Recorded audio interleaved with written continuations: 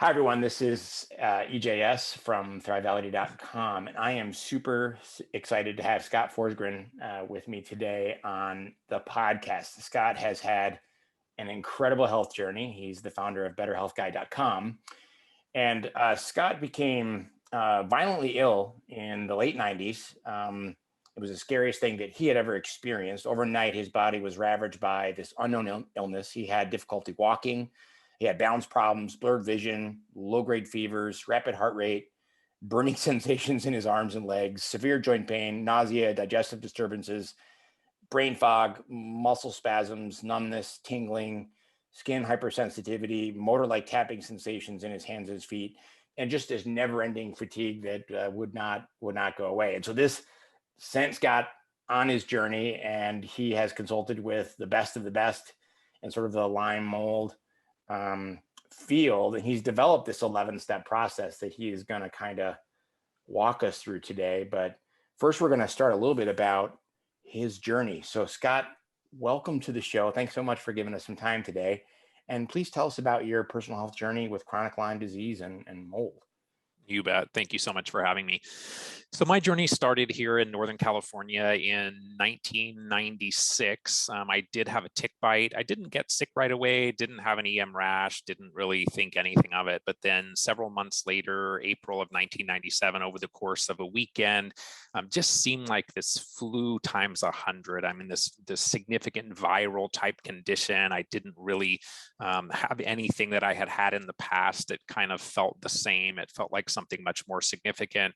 And, many of those things then that you talked about came on very, very quickly, having difficulty just getting up and walking across the room, or balance issues where sitting up in a chair, I always felt like I was leaning to one side, or even laying in bed, I'd put pillows on one side so that I just didn't feel like I was going to roll onto the floor.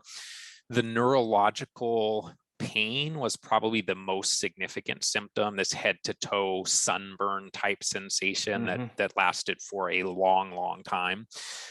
So that was one of the things that it just like, this is not just a flu. And as this went on for weeks and months and years, obviously, I was at the time, trying to explore many different options. There was no Google back then.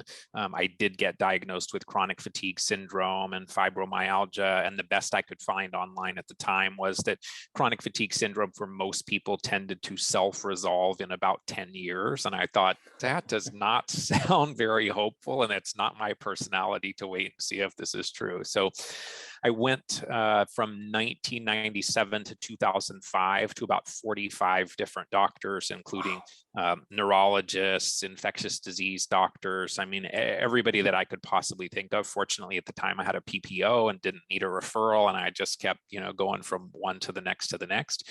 And in 2005, I was working with a new medical doctor, kind of reset, start over, let's see what we can get. He actually referred me to an acupuncturist who worked at an outlet mall next to a coffee shop. She was doing electrodermal screening or electroacupuncture according to Vol. Many people will have heard similar kinds of tools now, things like the Zyto or the Asira or the Quest 4, for example. And so his instruction was, go to this lady and find out what foods you should avoid. That's probably the only thing that makes any sense in terms of all of these things you have going on. And so fortunately, after sitting with her for a couple hours, she said, I think you need to get your doctor to test you for Borrelia, Bartonella, Babesia, and Ehrlichia. I didn't know what any of those things were at the time. I was really slow in then getting back to the doctor to get this figured out. She contacted me again and said, this is really urgent. You need to get on it. Fortunately, we were able to confirm, and I will say we had to do a couple of those tests multiple times, but we were able to eventually confirm all of those. And so that kind of first introduction into energy medicine was what got me then very quickly. At that point, we were July 2005 when I finally did get formally diagnosed with Lyme and co-infections. January 2006 is when I was sitting in the front row at my first Klinghardt conference and just loving that energy and his approach. And, a lot of what we're going to talk about today really came from Dr. Klinghardt being one of my primary mentors, but opened my mind to thinking outside the box. What are some of the tools that can be helpful? At that time, I was a software employee here in the Silicon Valley in Northern California. And so none of this yet really made a lot of sense to me. But fortunately, I met the lady who was able to give me some insights into Lyme. We'll talk more, but eventually mold came into the picture as well.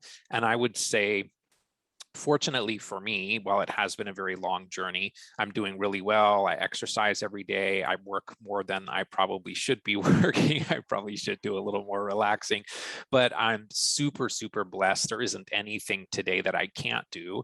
I will say that I still take very good care of myself. So, my diet, my stress levels, all of those things, I do well when I'm taking good care of myself. And honestly, I think sometimes that is the message of these conditions and these kinds of chronic illnesses, is maybe we weren't prioritizing ourselves, and we do need to make some changes longer term to maintain our regained state of health. And so I do a lot to continue to feel well, but from where I've been to where I am now, I feel incredibly blessed.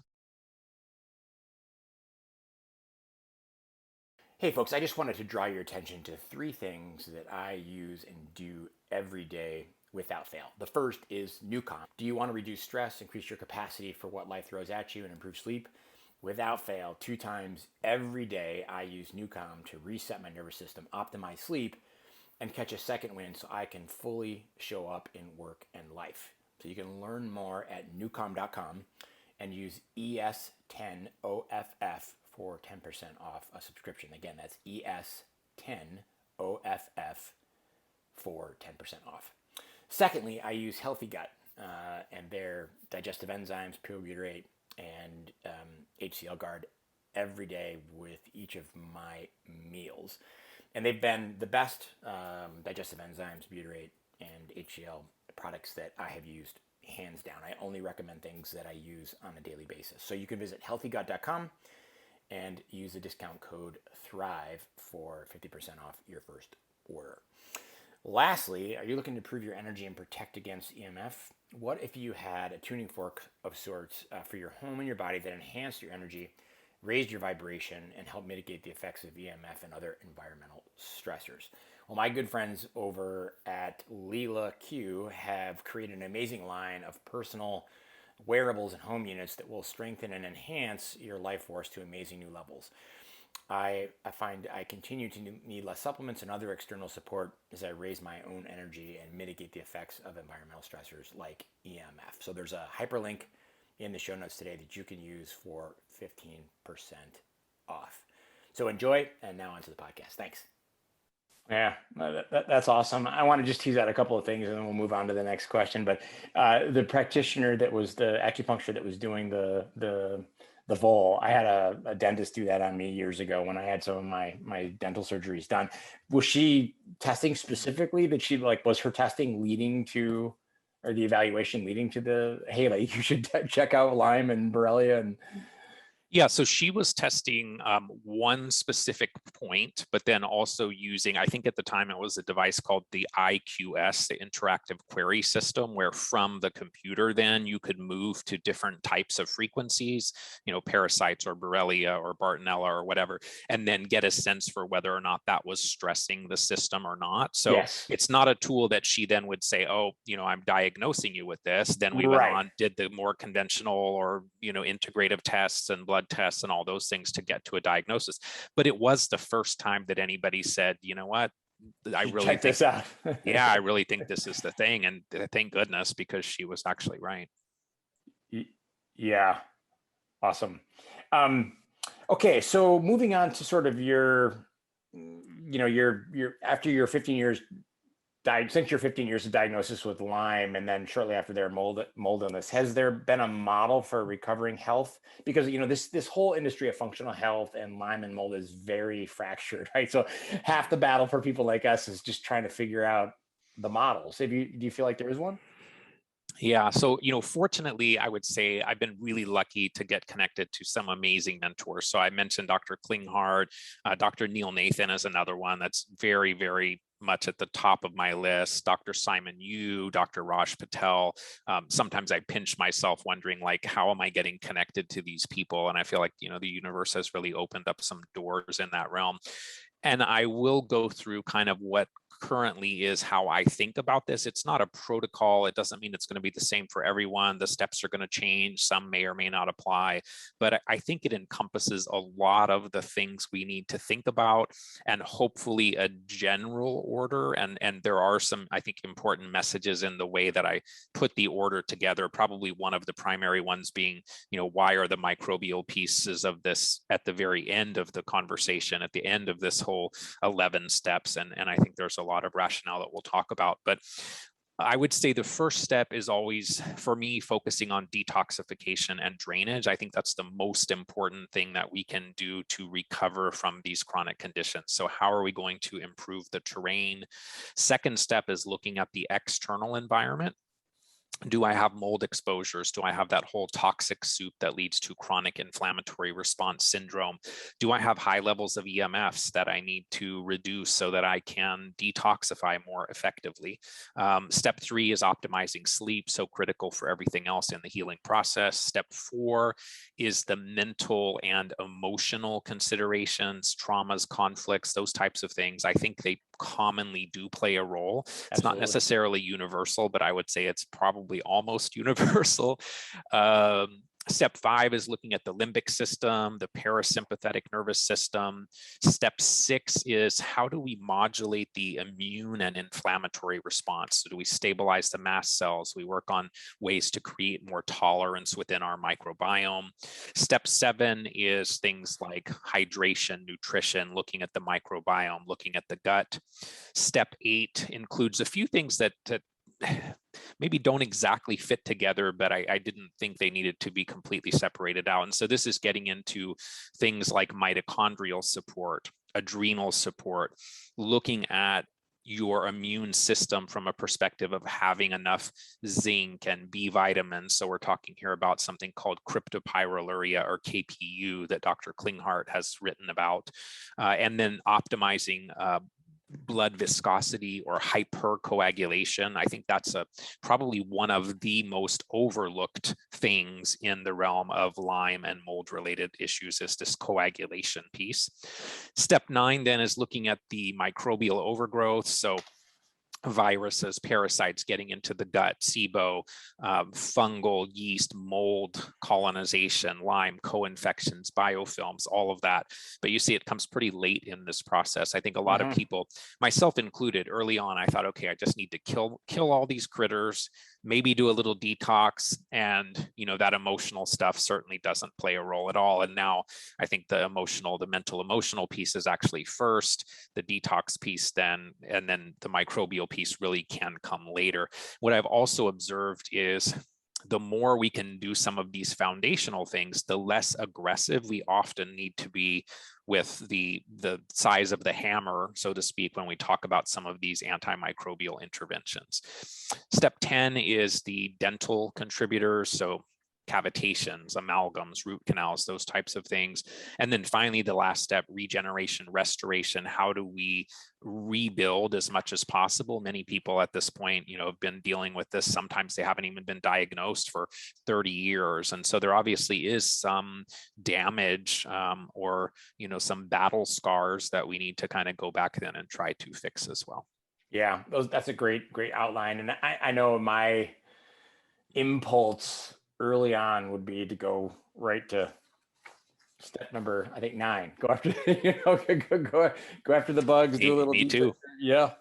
Yep. And that's a common mistake, right? Is people think they just need to get rid of the bugs. And I've run into people. I've had clients, and they've worked with a doctor and they've gotten rid of the bugs, but they still don't feel good. And so all these steps are super important. So let's start with detoxification and drainage. What's the difference between these two? Why are this steps so critical, and what makes it number 1 in your mind? Yeah. I think many people that I've spoken with, when we talk about these chronic conditions, if you ask them what's changed that's leading to such an exponential increase in the number of people that are dealing with any kind of neurological condition, whether it's autism or chronic Lyme or MS, Parkinson's, Alzheimer's. The exposure to environmental toxicants, I think, is probably what the majority of people in this realm, in the functional integrative medicine realm, would say. I think many people have Lyme and co-infections and don't have any symptoms at all. So that toxic burden being combined with the microbes and all of the other things we're going to talk about, I think, is what really leads to symptom presentation. So from my perspective, improving the terrain is the road back to health. If we also think about some of the microbes that the body may allow as a protective mechanism. So if we have high levels of heavy metals, for example, we're more likely to have candida. We're more likely to have parasites, where the body is intelligently utilizing these microbes as a protective mechanism, that they can actually hold on to or bind some of these environmental toxicants that would otherwise be more damaging. So the detoxification piece, that's just an example of how I think of detoxification as an indirect antimicrobial strategy as well. So if we can improve the terrain, then we don't have an environment where these bugs maybe need to be or want to be. So the first step is always going to be improving or reducing the toxic burden that's coming into the body. So looking at, what are we cleaning our house with? What are we putting on our body? Personal care products, laundry products, all of those things. Making sure that the air is pure, the food is pure, the water is pure. Anything we can reduce from coming into the system, we don't have to detoxify. And so that's probably one of the things maybe, years ago I didn't put as much focus on. But, when you really look at all of the chemicals and things we come into contact with every day, it's pretty amazing. So detoxification for me is really about binders. How do we minimize enterohepatic recirculation of toxins? So after toxins are concentrated in the bile in the liver, moved into the gallbladder, dumped into the small intestine, eventually into the colon, how do we get as much of that out of the system through the stool rather than reabsorbing it? Bile is highly recycled, and thus the toxins are as well. So we want to use binders to increase the excretion of these toxins as much as possible.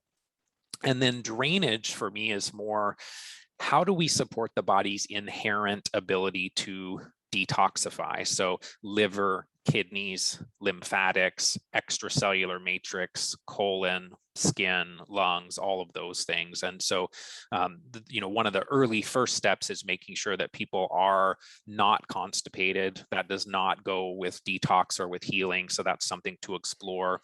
I would say we also want to think about the gallbladder, the bile flow. Dr. Kelly Halderman talks a lot about this in what she calls phase 2.5 detoxification, where if you have toxins that are in the liver that are getting concentrated into the bile, but they can't move through the system, they eventually kind of get dumped back into the bloodstream, what feels like a Herxheimer reaction. But the reality is that it's just a dump of toxins that weren't successfully moving from phase 1, phase 2 to phase 2.5, and eventually phase 3. Dr. Chris Shade talks about that as well. In the binder realm, there's lots of tools out there. So I have for many years been a big fan of Takasumi Supreme from Supreme Nutrition. I still think it's a great tool. More recently, I probably tend to use more of the bioactive carbons from Microbe Formulas. Yeah. And the reason I really like them is because you can take them with supplements, with or without food. I wouldn't take them with medications, but probably for an opposite reason that most people would think of. A lot of times with binders, you're concerned about, if I took a binder with my thyroid medication, maybe I'm not going to get as much of the thyroid medication. With their carbons, you may actually end up getting more than what you want. So they're just a lot easier. I still personally use those. It's easier for me to just put them in my pill box and not have to do the 2 hours away from this and that kind of thing. But there's a lot of great tools out there. So Beyond Balance has one I like called Toxie's Bind, BioPure, which takes a lot of their direction from Dr. Klinghardt. They have some fantastic tools, Zeo Bind. So things like zeolites or bentonite clays or chlorella, those can also be very helpful. And then when we're talking about drainage, You can do this with herbs, but I really think where I've seen the most excitement is in the homeopathic realm. So talking about the German homotoxicology, looking at things like the Pacana remedies or energetics or Desbio. There's lots of companies that work in that realm, and these kind of complex, they're not single homeopathics, they're formulas essentially of different homeopathics, can be really fantastic for supporting the liver, kidneys, lymph, and extracellular matrix. There are some herbal products like obviously milk thistle or dandelion can be great for the liver, or solidago for the kidneys, or red root for the lymphatic system. BioRay has some great products, Liver Life, Liver Lover, really like the tools that they offer as well. And then I would say we also want to think about trace minerals in this realm.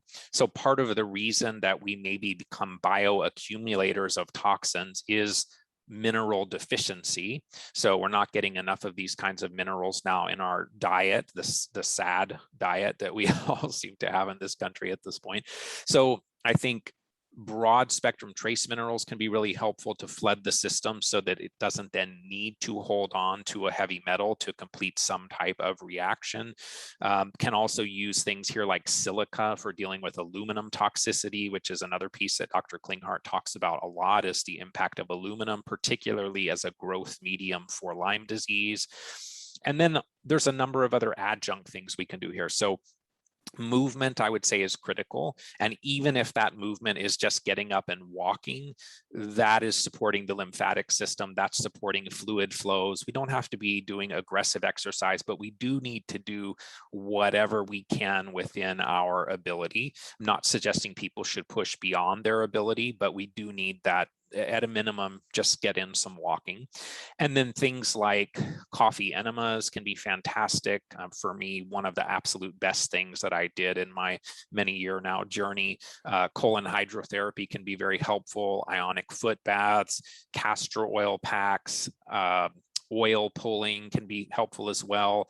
Liver gallbladder flushes can be helpful, though I caution people not to do those on their own, to make sure they're working with a skilled practitioner that really knows how to guide them, because they are what I would consider to be a little bit more of an aggressive intervention that could have some challenges along the way. And then saunas, obviously, that's another very popular tool. The caveat being that I think that's something that can be great later in the process. But if someone's not sweating, also thinking about the idea that with a sauna, you may be sweating some things out if you're able to sweat, but you're also mobilizing toxins in the body. And if we don't have, the channels of elimination or the emunctories or the drainage pathways really optimized, we don't have binders and so on, you can auto-intoxicate or create some redistribution of a lot of these toxins with sauna. So that's not one that I think is generally ideal early on, but I think as people are improving and recovering, I think then sauna can be a fantastic tool as well. Yeah, that's just, there's so much there. And I think the fact that you highlight so many tools to help with phase one or step one of your outline, it really speaks to the fact of just how toxic we've become. And I think you said it perfectly. Like, I think about it, I describe it to people like we have a cup, right? Because of the modern age, the post-industrial age, where our cup is full, right? And so, and that triggers illness, right? When you've got so many toxins in you, heavy metals, glyphosate, all these things, right? It really creates a lot of complexity. And so it's no wonder that people, get sick easier. And I think this really kind of highlights why we have so many people with like chronic illness these days. Totally agree. Yeah, good analogy. Yeah. I say the same thing, kind of the bucket analogy. Either you have too much coming into the bucket, or you don't have enough open drains to drain the bucket, and that overflowing of the bucket is essentially the symptom presentation. So yeah, I think we're using a very similar analogy there. Yeah, for sure. One question on the mineral part: have you experimented at all with like Oceans Alive, the marine phytoplankton at all? I have used it. It's not something that stuck in my program or that I have a lot of experience with. But I'd love to hear if you have some experience with it. Yeah, I've been using it for the past several months, and Okay. It's been part of my every morning I go down there and I hit it, and I've definitely found it definitely found it helpful. Nice. Awesome. All right. So step two, right? So improving our external environment. And I think this really marries very well with the first one, right? If you've got a lot of toxins from the environment coming in, you have to kind of somehow gain control of your environment. And so this can be water, air, light. You'll get to EMF at some point. But why is this so important? And what are some of the things that people can do to kind of take control of their environment so they don't have the things coming in that they don't want?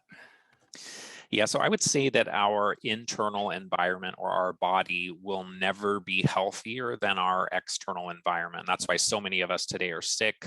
The external environment is incredibly toxic, particularly for those of us that maybe have some less than optimal genetics around detoxification.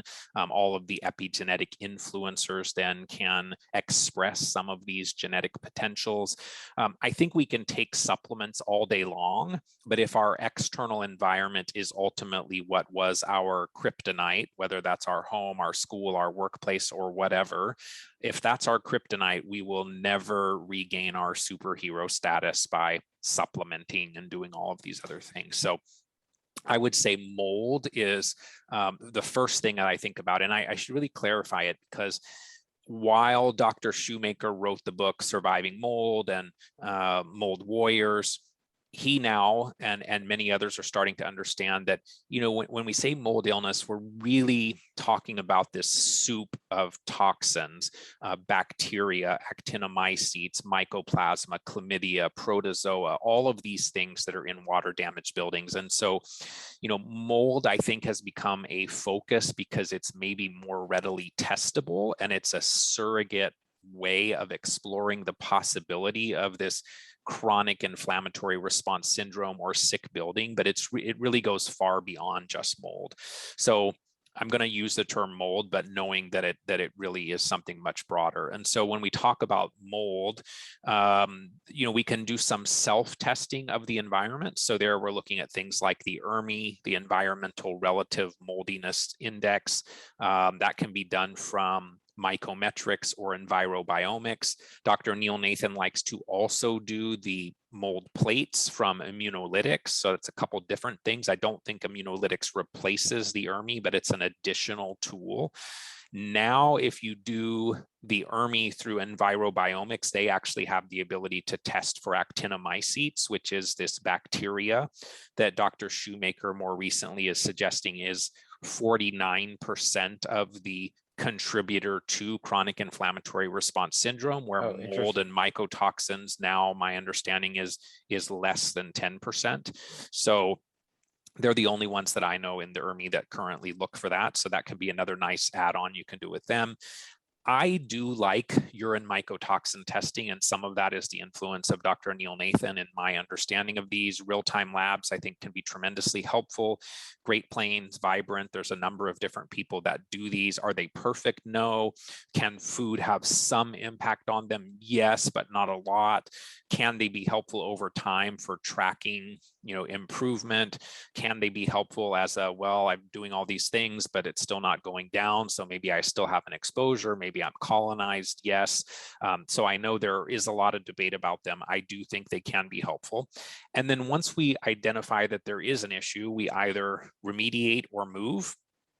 If 50 to 70% of buildings in this country have a high enough level of mold and all of these other things, sometimes moving, I see people go from one environment to the next and they just, find mold in every one of them. And so I think that's where you work with your IEP, indoor environmental professional, and you get a sense for how serious is the problem. If the problem can be remediated, oftentimes people do very well with that. Air filtration can be helpful. I certainly have several air filters in, probably 6 or 8 of them, plus whole house air filtration in my home office area. Has that helped, Scott? I think air filtration is a good tool, but it's not a way to avoid fixing the problem. So what I would say is if you have, a leak that is now creating mold in a wall, and you think of that as the hole in the bottom of the sinking boat, Air filtration is then kind of bailing the water out of the boat with paper towels. I mean, it's maybe going to help, and I'm probably exaggerating a little. It may help more than that, but air filters alone are not going to be enough to solve the problem for someone with these types of conditions. So you solve the problem, you do the air filters, you need to remove the tumor, so to speak, before you come in with the chemotherapy, is kind of how I think of it. I don't think there is a, avoiding physically removing the source of the problem. That elimination really is critical. And then we can think about, how do we then support the body? So the environment externally has now been improved. We can use some more targeted types of binders for mold and mycotoxins, like Microbe Formulas has one called Biotox. Beyond Balance has Toxis Bind and ProMyco. The Takasumi Supreme can be great. The cholestyramine can be helpful if people tolerate it. The Welchol can be helpful if people tolerate it. So those last two, cholestyramine and Welchol, are pharmaceutical options. I find the natural tools can work really well, but there are some people that, particularly with cholestyramine, can be magical. And so sometimes doing a little bit of both, so you don't have to do quite as much cholestyramine, I think that combination can be nice. And then later, when we talk about the microbial aspect of this, there is the possibility that someone has been inhaling mold for a long period of time and thus becomes colonized. And so then, to really address the problem, you have your own internal mycotoxin production factory. So to address the problem long-term, you may also need to deal with some antifungals. And we'll come back to that when we get to step 9. So the mold piece, I think, is really significant. The EMF piece is probably, they're actually connected, in that Dr. Klinghardt has suggested that in high EMF environments, molds become more aggressive. They produce more mycotoxins. And so if you asked him, how do you solve your mold problem? He's going to say to turn off your Wi-Fi as the first step. EMF exposure also keeps our cells in a threatened state. And so we also will not detoxify efficiently when we have high levels of EMFs. This 2006, I believe, is when I first heard Dr. Klinghardt talking about EMFs. And at the time, most people were laughing at him. I don't think anybody's laughing anymore. I think people now, at least people in our community, understand this is a very real thing. So, turning off your Wi-Fi and getting rid of cordless phones, and having good cell phone hygiene, sleeping in a Faraday cage, or using, certain EMF blocking paints, things like that, turning off the circuit breaker at night, all of those can be really helpful for supporting our forward progress and getting back to better health. And so I think the mold, the EMFs, those are really kind of the two main areas to start with. Interestingly, EMF sensitivity can also be, or electromagnetic hypersensitivity, EHS, can also be correlated to the levels of heavy metals in the body. So that's one of the reasons I also put the detox piece first. I've seen people that had tremendous burning sensations on their skin after smart meters were installed in their neighborhoods, for example. And the way that they resolved it was doing more aggressive, not that I'm suggesting aggressive metal detox, because that comes with problems too, but at the time they did do more aggressive heavy metal detoxification, and then they were better able to tolerate being in those environments. So, and then there's a genetic aspect to to all of this, really, to mold and to EMFs. So there are certain, I know Bob Miller and some of his work looks at certain genes that maybe make us more likely to develop electromagnetic hypersensitivity. But mold, EMFs, I think those are the two biggest things that most people with these conditions need to try and improve as much as possible. Yeah, that's really interesting. The EMF one is such a hot topic, and it's a difficult one because you can't feel it, right? You don't see it. Brian Hoyer, one of his guys, came to my place in 2019 and did an assessment here. And I live in a semi-urban environment, right? And so my room had 8,000 millivolts of yeah, from a cell signal. What do I do? So so it's really quite challenging. And I think I'm going to link to your podcast with Brian and Nick P. Yeah. Yeah. Nick Pino. Yeah, Pinot. Is there any like top things people can do I mean, do you really have to go down the path of $6,000 worth of special paint and I have not personally done the paint. I think, just depending on what you're going to do, if you're, renting, leasing, those types of things, I mean, the paint is not something that can be easily removed. So you have to think about what that means for leaving an environment. I minimize as much as possible. I mean, Wi-Fi is off. Don't have any cordless phones. I do sleep in a silver lined sleep sanctuary. I do most of the time, or commonly, turn the circuit breakers off at night. So yeah, I think you do have to take as many steps here to try to mitigate the EMFs as is reasonable for you. I don't think everybody needs to go to the graphite paint. I mean, that's a nice solution if you can do it, but there's lots of things. I mean, even just turning off your Wi-Fi is a really good step forward. And if you need Wi-Fi for some reason, occasionally during the day, most of them now can, mine actually has a timer. And when I'm in my office, it's off, and a couple hours in the night for different devices that maybe do connect, it'll come on and then it goes off again when I'm sleeping. So, minimizing those exposures, being wired as much as possible. So I think there are some EMF hygiene things we can do without spending a lot of money. Yeah. And then just one quick follow-on question. Is there one or two tips you can give on finding a mold specialist? Can be such a slippery slope. So what have you observed? Well, I am a member of the International Society for Environmentally Acquired Illness, or ISEAI.org is their website. And they actually do have a get help option there where they list practitioners that also include IEPs in different areas. So you can do it by zip code or look on the map or whatever. And I think that's a great resource because those people have been vetted by Mike Schrantz and by the ICI organization.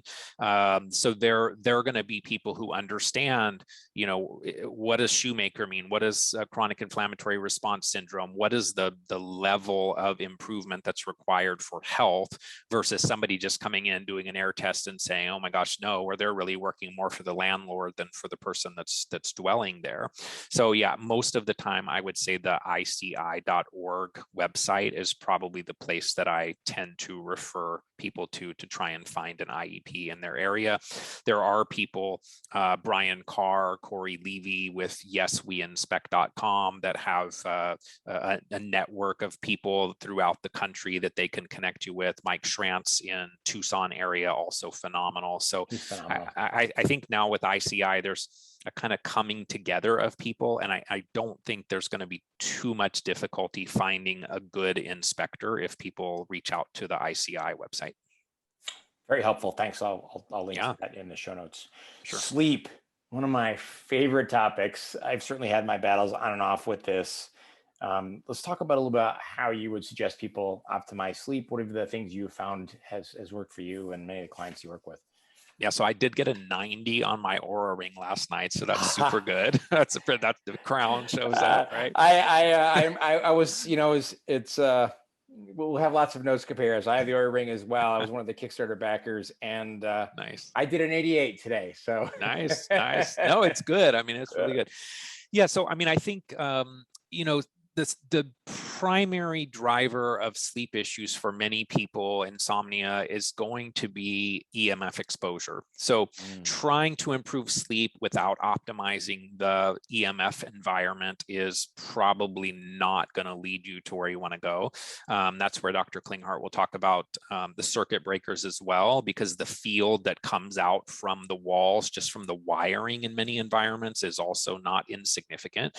So that's why the EMF piece comes before the sleep piece. And then for me personally, thank God, most of my worst times I slept really well. I always looked forward to sleeping because it was the only time during the day I could escape the hell of what my life had become at the time.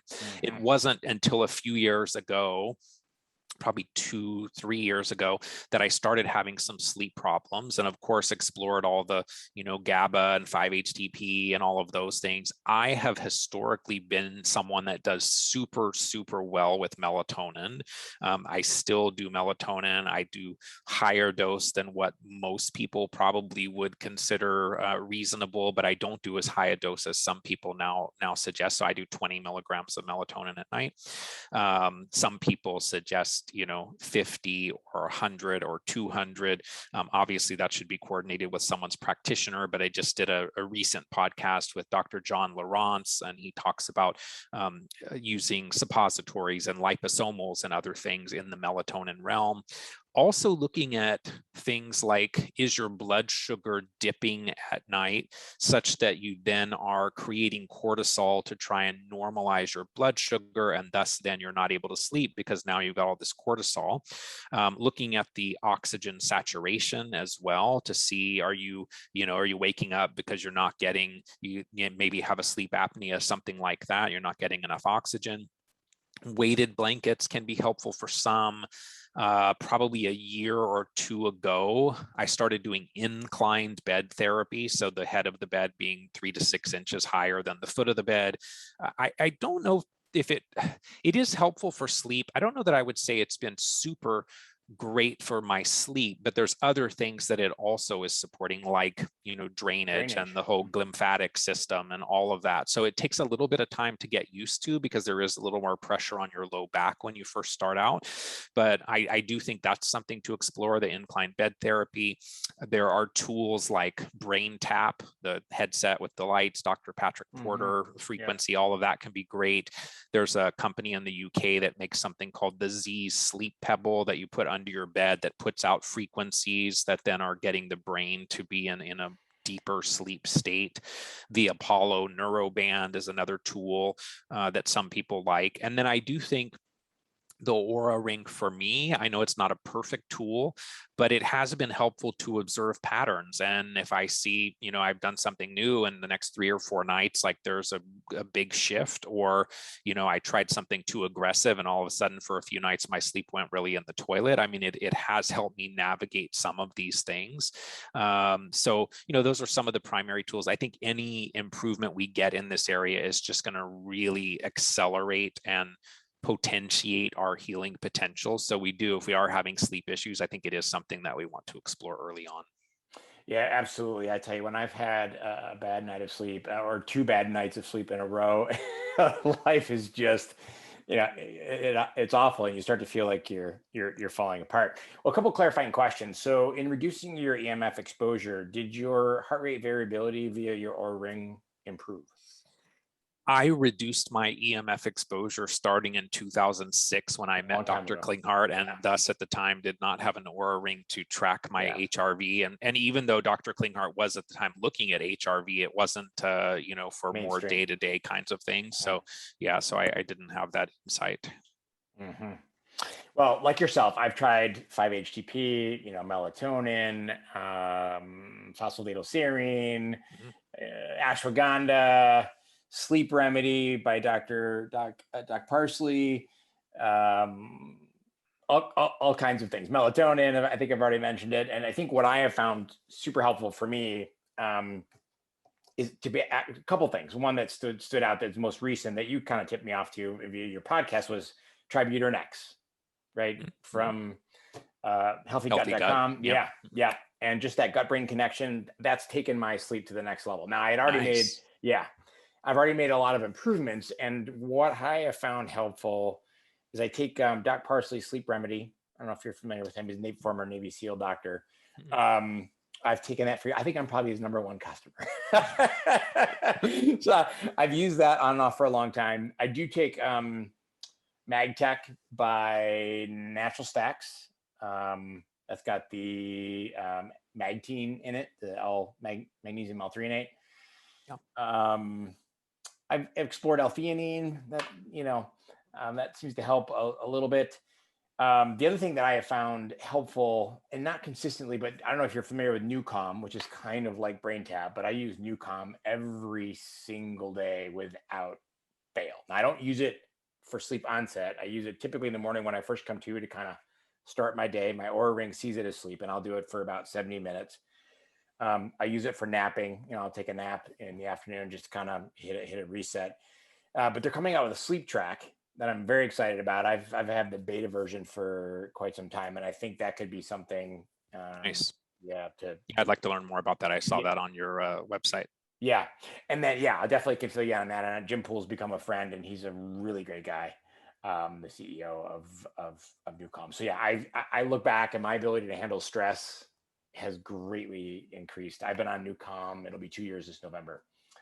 Nice. Two times every day without fail. Yeah, I'd love to learn more about that. And interestingly, ashwagandha is one that I have seen some people see very noticeable differences in their Oura Ring, particularly around deep sleep. So I think for some people, ashwagandha can be a nice sleep tool that maybe isn't talked about a lot. But I have seen measurable differences in some people with the Oura Ring with ashwagandha as well. Is there a particular form of ashwagandha? Is it KSM 66? I'd have to look. I think it's just no. I don't think it's anything super fancy, to be honest. Yeah. Okay. But that's good to note. The other thing that I would just note on sleep, because I know this can be an issue, and I had issues where I was waking up in the middle of the night, and then I would get that cortisol. It felt like a cortisol spike, so I was probably having blood sugar. But I've used a number of sound therapies to get me back to sleep. And so I don't know if you're familiar with Eric Thompson, and subtle.energy is his, Yes. you know him, Eric? Yeah, I have a couple of his mandalas on that I've played with a bit. Yeah. Yeah. So his golden proportion has saved my life many, many, many times. I would say it works about 80% Nice. to get me back to sleep when I've, for whatever reason, I've had woken up too early. Cool. I love it. I'm learning from you. Good. Yeah. I'm always open to some new tricks here. Oh yeah, absolutely. All right. Keeping moving. So step number 4, and this is near and dear to my heart, right? Because when you get complex illness, the stress, the frustration that you go through, but mental and emotional health can be a trigger for the illness. I think Dr. Jerry Tennant argues that one of the top 5s that he sees as people is there's an emotional blockage or connection or issue. The body keeps the score. So what has been your, people will say it's the problem's all in your head, but it's not. So just talk to us about mental, emotional health, why it's so important. And I think that most of us have had emotional traumas and conflicts or adverse childhood events, all of these things that can set the stage for the later development of these conditions that over time we've impacted our adrenals and our immune system and all of these. So I think that's one possibility, that those things came first, the illness comes later. I also think that we can have an illness like chronic Lyme or any related type condition where the experience of working with the medical community is so invalidating that we create a PTSD essentially because we've really been invalidated going through this process. And so whether the emotional trauma came first or was the result of the illness and the medical community, I think we still have to do something about it. So we've all got emotional issues that we need to work through. I think accepting that doesn't mean that the illness is in our mind. It certainly, the mental emotional piece does play a role in the development of physical illness, but it's not so much to say that the illness is all in our head. There is definitely a connection there. I would say most people in the Lyme community that I've interacted with tend to be, or the pattern tends to be, very type A plus people, overachiever, perfectionists. You strike me as an overachiever, perfectionist as well. And a lot of times, and this was true for me too, not always feeling deeply like there is a deserving of wellness. And early on, when I first started learning how to muscle test, 15, 20 years ago, I would always do, I'm willing to be well. Yes. I'm able to be well. Yes. I deserve to be well. And I was even muscle testing myself. So you'd think I could have gotten a free pass on that one, but every time deserve to be well was a big no. And so that took a lot of work. And so I pride myself now on at least saying I'm a type A minus personality, that I've learned to, create some balance. I think, creating or cultivating as many healthy relationships as possible, eliminating the toxic ones, knowing that it's okay to have boundaries, experiencing joy, which in our current world is definitely a challenge, and doing everything we can to not identify with the illness. So I never felt comfortable taking on the term Limey. I felt like Lyme disease was a part of me, but it was not who I am. And so another thing that I really like in this realm is Dr. Klinghart's 5 levels of healing model, where the physical level is really kind of the bottom of the pyramid. And then you have the energetic, the mental, emotional, the intuitive, and the spirit body. And so work that we do on the mental, emotional realm really is 3rd level work. And anything that you do on a higher level has a downward effect as well. So we're not going to get well just by, taking supplements all day. And so working on these higher levels can be amazing. Finding the right tool is tricky. I think fortunately, with the biohacking community and whatnot, we're getting more and more tools, but things like EMDR, I think, can be a fantastic tool in this realm. Dr. Klinghart created applied psychoneurobiology and psychokinesiology that can both be great. Many tapping systems like EFT, emotion code is another tool that can be very helpful. And so a nice starting place for people here is a good friend of mine, Amy Scher, who had chronic Lyme disease, was very sick, went many years ago to India, did stem cells, got a lot better. Some things got worse. She really dug into it and figured out that a lot of that was more mental, emotional. So she started then working in the realm of energy therapy and ways to clear many of the cellular imprints or cellular memory of different emotional traumas and conflicts and emotions and things of that nature. And so she has a beautiful book that she created called How to Heal Yourself When No One Else Can, that gives people very actionable things they can start to do in this realm. And so I think that's a good place for people to start. But this is a really, really important area. It is different from the limbic system that we'll talk about next, but both of them are critical. Yeah, that's really great. I have personally found EMDR super helpful. And I would also say, I mentioned this sort of where we were doing some housekeeping prior to the recording, but biofield tuning with Eileen McCusick's group, I really started to make a strong upward trend after starting the biofield tuning, because it's really just looking for incoherence in the body, and helping you sort of surface it and witness it and just clear it. So those are, so those have been nice. Some of the techniques that I've done. And then I would go back to the NuCalm. NuCalm isn't going to resolve all your emotional trauma, but it really increases your capacity for what you can handle. So that's also been a really good tool on that front as well for me. Cool. Let's see. Okay. So limbic system. Lenise Lawson, Dr. Lenise Lawson, whom we both know, had suggested this to me, I think back in 2018. And I went out and got Annie Hopper's system, and I'm working on being consistent with it, Scott. But let's talk about the limbic system. Like, what is it? Why is tonifying the vagus nerve and the parasympathetic nervous system important? And why does it get scrambled in the first place? So I think this is a step that could move earlier in the process for some people. It doesn't have to be exactly where it is, but it is really critical. And so the limbic system is the area of the brain that includes the hypothalamus, the hippocampus, the amygdala that people will have heard of, which is really kind of the fear center. It's what people call the feeling and reacting brain, the sensory alarm center or anxiety switch, so to speak. And so it's constantly looking at our external environment. Is it safe? Is it not safe? And then the limbic system drives a lot of the functioning of the immune system and the endocrine system and the autonomic nervous system, which also then drives blood pressure and heart rate and breathing and digestion and all of those things. So lots of different triggers can lead to limbic system impairment. It can be mental, emotional. It can be a physical, mental, or emotional trauma.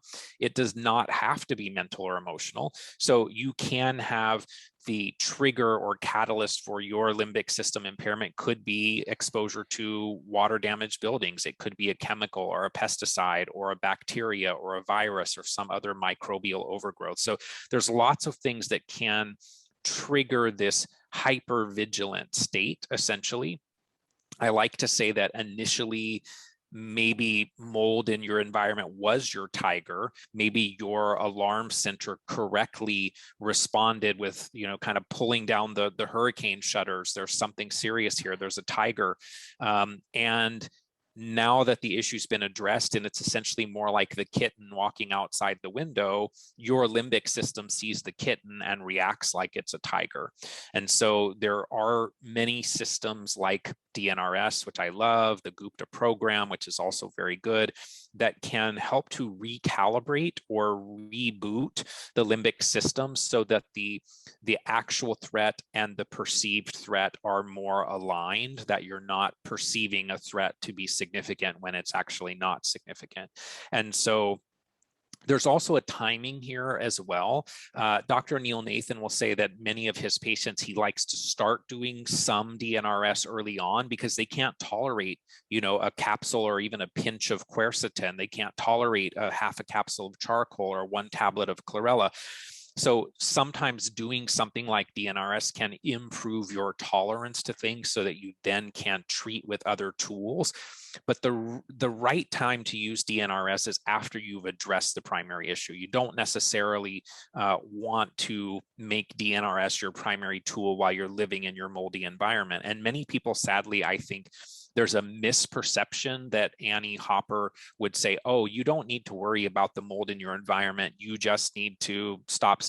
My brain's stuck in a rut, do the DNRS kind of thing. That is not what she says. And sadly, that is, I think, a misperception in the community.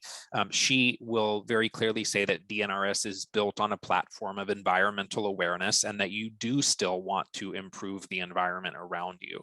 So I think the limbic system work, limbic system retraining, I think that's probably been the single most helpful tool that I've seen for many people that were down to, 5 foods and, bedridden, that, a few months into DNRS were eating without any obvious restrictions, were traveling on vacation out of the country with their family, particularly when people have more obvious multiple chemical sensitivities, fragrance issues, can't go down the detergent aisle at the store, those types of things.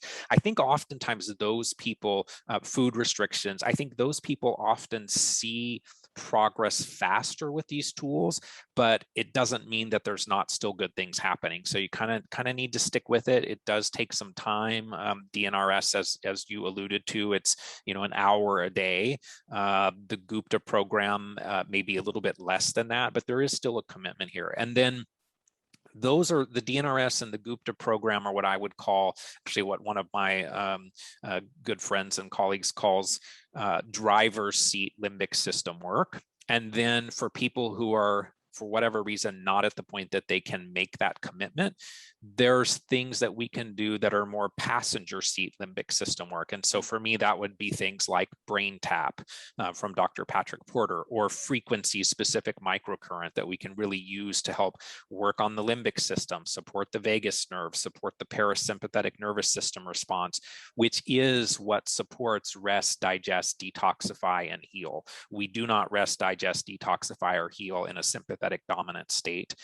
Even the ionic foot baths that we talked about earlier in step 1, many of those, or at least the one that the ion cleanse, I know part of their approach to supporting detoxification is to use frequencies that support the parasympathetic nervous system so that you then can better detoxify. Heart math is another well-known tool that can be very helpful in this realm as well. So I think that the core message is we cannot heal when we're in this fight, flight, or freeze mode. We really need to calm the system, calm the limbic system, calm the autonomic nervous system. There's also a great course that Beth O'Hara at mastcell360.com has put together in this realm, not as much the limbic system, though she does talk about that, but her course is really what are all the tools you can use to really calm the nervous system that then also is setting the stage for healing. Yeah, it's super important, and I think you're right to clarify that Annie Hopper's not saying you don't need to deal with your mold, but it is a super important tool. One clarifying question: the people that you saw get tremendous response from it, have they done kind of the other basics, but we're still really struggling, and then this kind of turned the yeah.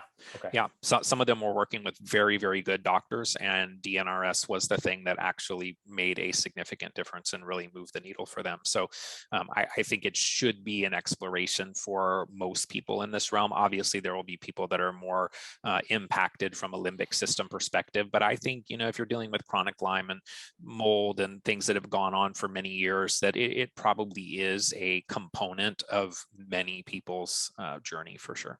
Yeah, and just for the listeners, so I would describe DNRS as a mixture of words. So you're speaking, you're using movement, right, and space, and I think gestures, just to kind of retrain and reorient the limbic system. Is that how you describe it, Scott? Yeah, I think it's a good way to explain it. I think you know, Annie never really demonstrates the process. It does take some time. Like, you know, the DVD series is probably 14 hours. Once you finally get through it and kind of understand it, it's actually a fairly simple process, but it does take some time to kind of really begin to understand exactly what you're doing. Yeah. And yeah, there's gestures and certain words and movements and incorporating lots of neurolinguistic programming and cognitive behavioral therapy. I think she's taken a lot from her work in that realm and put many different systems together, but I think it's tremendous. Sadly, I feel there is a lot of resistance to it. People are not really drawn to commit the hour a day that it takes. It's but hard. It's hard. I know. I did it an hour a day for 7 months, and sometimes I was, you know, on an airplane or in a hotel, or, you know, it took some creativity. Yeah. And what was your experience personally after the 7 months?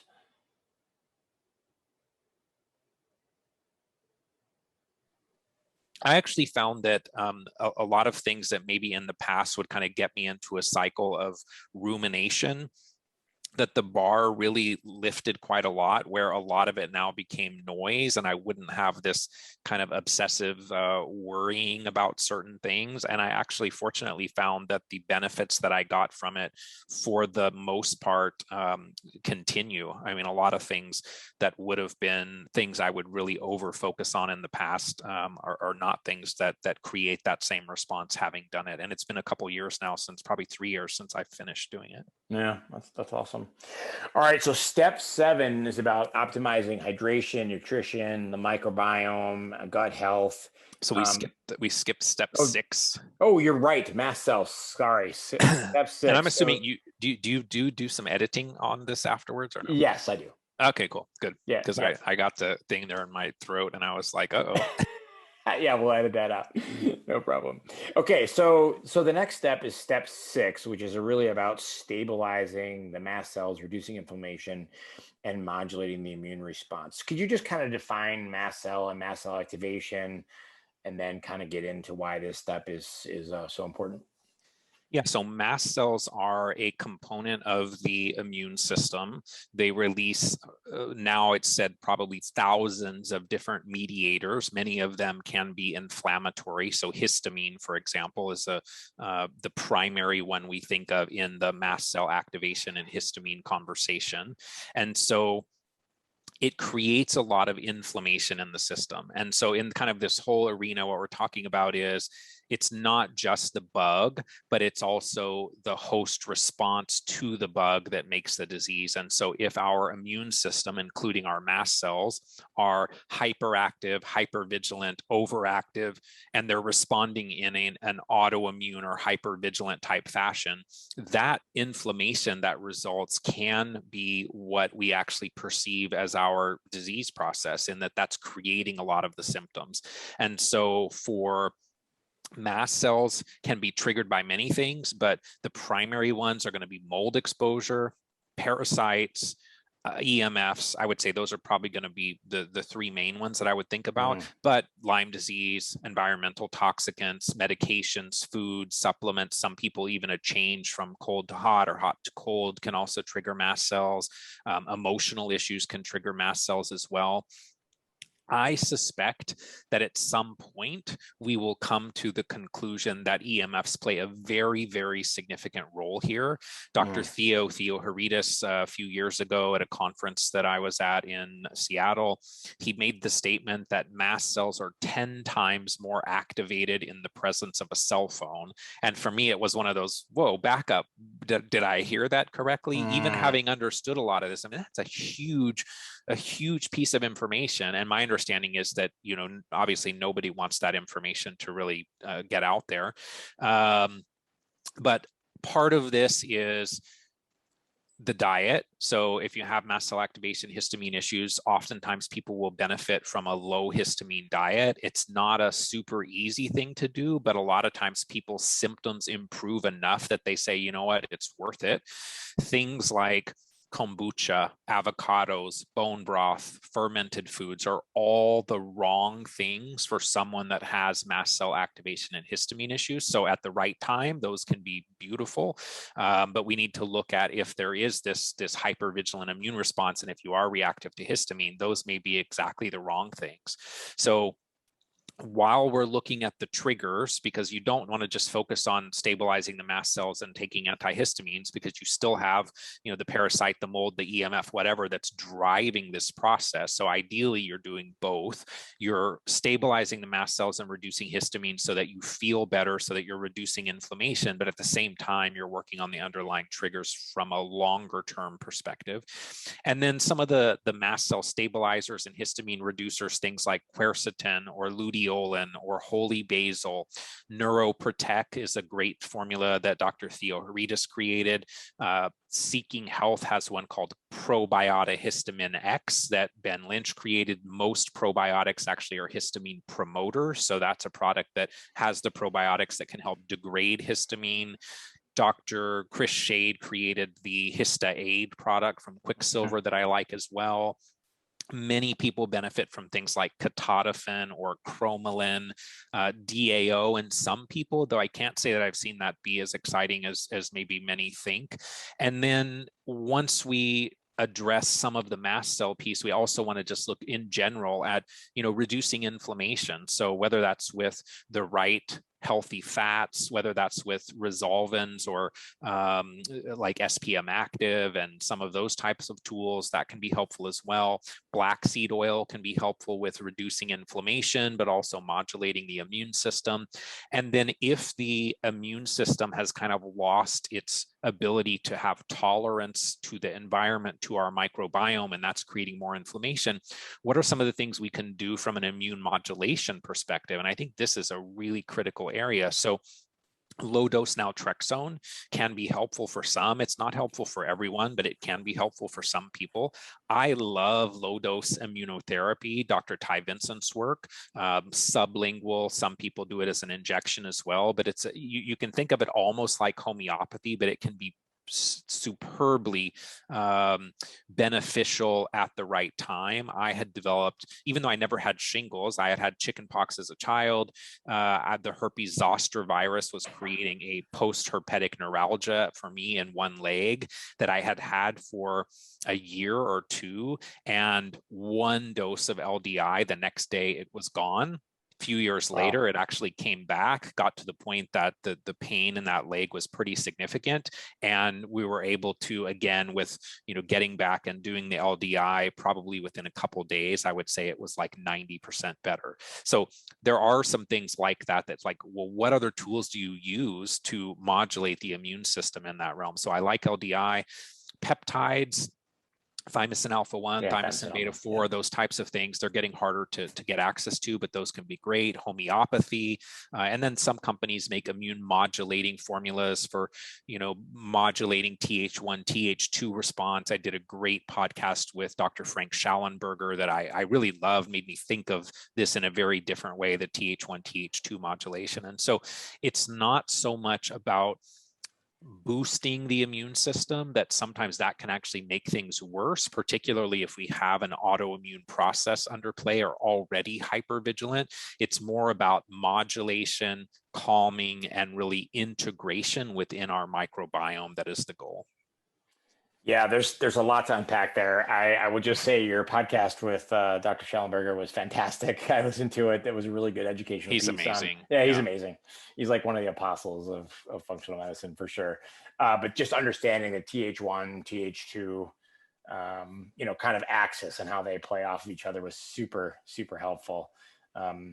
What's the product that you have found most, I think, helpful for modulating the immune system? Is it that one that he referred to in the podcast, the mushroom blend, or? No, I would say one of my favorites is the IMN Calm product from Beyond Balance. And then I'm just starting to look at the black seed oil, I think is another good one. So Okay. Amazing Herbs has a black seed oil that I really like. And then there are some products with pure encapsulations that I believe were created out of the work of Dr. Sam Yannick. I'm not 100% sure, but I think that's true. So things like Th1 support and Th2 modulator. So there are more tools that are kind of emerging. ModuCare from Thorne is another one that I really like as well. So yeah, there's more and more of these things that I think people are starting to kind of think about how much this immune modulation piece is critical in these inflammatory conditions. Okay. Step 7, optimizing hydration, nutrition, microbiome, and gut health. Talk to us about that area. Why is it so important? What have you tried that's worked and not worked? Yeah, so I think hydration is an area that we really need to pay attention to. Most people in this realm of biotoxin illness have low antidiuretic hormone, that we drink water all day long, we pee it out, and we're still cellularly dehydrated. So whether you structure the water, there's lots of tools now in that realm as well. Probably one of the early ones was the natural action water system, I believe, that you kind of run the water through it, and it has kind of like these geometric things inside that, almost like water coming through a spring, create more structured water. There are other tools as well, like Somavedic is one that says that they structure water. Using shungite can be a great tool as well. There is a homeopathic product called Rehydration from Energetics that I like. So you just put a little bit of that in your water, and it also helps to create water that is then more hydrating. So even putting trace minerals in water, or electrolytes in water, or something that's going to help to make the water then more absorbed on a cellular level, I think is very important. And then if we look at the fact that the immune system is coming largely from the gut, if we have leaky gut, that's something we need to think about as well. So why do we have leaky gut? Many times it can be from mold exposure. Ann Corson will say that mold and mycotoxins on the gut lining are much like throwing sparks on a silk scarf. And so that's a important piece to look at as well. So removing the triggering foods, if we're doing things like gluten, which I think is going to be bad for almost anybody that has these types of conditions. Dairy, probably bad for some. Sugar, certainly not a good thing. High histamine foods, probably not good for the majority. And then looking at what is the diet that is most supportive for each person. There's a lot of them out there. I have probably observed the low histamine diet being the most helpful for many people in this community. that's probably going to be completely the wrong diet for other people, biohackers that want to do more ketogenic or whatever. But low histamine seems to be very helpful for many people in this realm. And then making sure that while we're eliminating a lot of the things that might be bad, are we getting nutrient dense, high quality nutrition in the other things that we're doing? So I like a daily power shake that has a high quality medical protein product, collagen, a good fiber blend, phospholipids, so the phosphatidylcholine with the phosphatidylserine and ethanolamine and inositol and all of those things, putting in some other healthy fats as well, some chia seeds or flax seeds, organic nut milk. I mean, for me, that really makes a big difference and is something that I've done now for many, many years. And then supporting the microbiome as well.